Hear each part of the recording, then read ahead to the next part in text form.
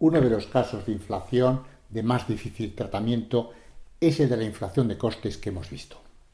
Recordemos la lucha competitiva entre los perceptores de rentas que alimenta el proceso inflacionista y lo acelera sin encontrarle fin. Veamos un ejemplo interesante de política de rentas que ha quedado como caso de referencia en estos momentos. Es la ruptura de la espiral inflacionista en España mediante los pactos de la Moncloa. No es fácil replicar este modelo, pues entonces concurrían una serie de circunstancias históricas singulares en la economía española, estrenaba la transición política en un entorno de política de acuerdos que facilitaban esta política de rentas. No es fácilmente replicable, por lo tanto. Veamos la historia de la evolución de la inflación en España medida por el IPC. Ya hemos dicho que se puede medir de otras formas. La historia del IPC arranca en el año 1962 y aquí tenemos un perfil bien llamativo. Nos encontramos con una primera parte de los años 60, con unos fuertes crecimientos de la economía española, época de los planes de desarrollo. La economía española crecía a tasas reales solo comparables a las de Japón en aquel momento, y la inflación tenía este registro. Pero llega el final de la década y comienza a ascender de una forma preocupante a lo largo de varios años. Empieza a ascender la inflación medida por el IPC. A ello contribuye también la primera crisis del petróleo del año 73, una situación de inestabilidad política tras la muerte de Franco, y nos encontramos en el año 1977 con una situación tan alarmante que en verano la tasa interanual de la inflación llegaba al 26 y pico por ciento.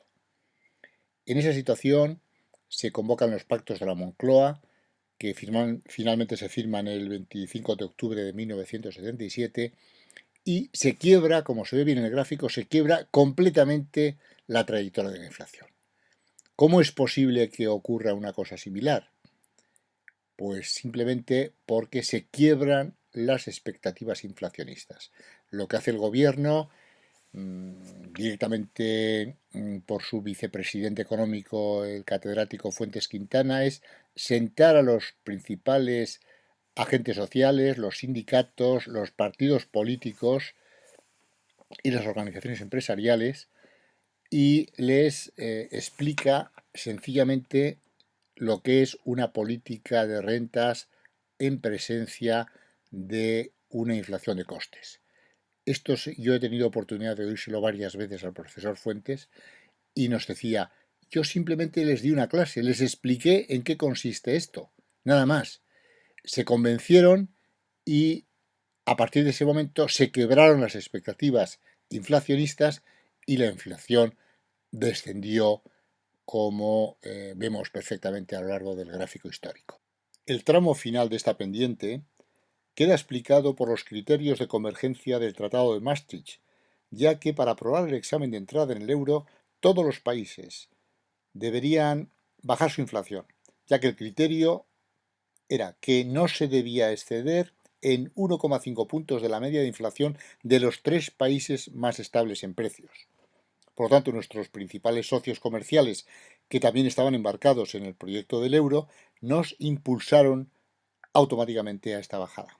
La principal conclusión que puede extraerse de este ejemplo real de política de rentas, ¿cuál es?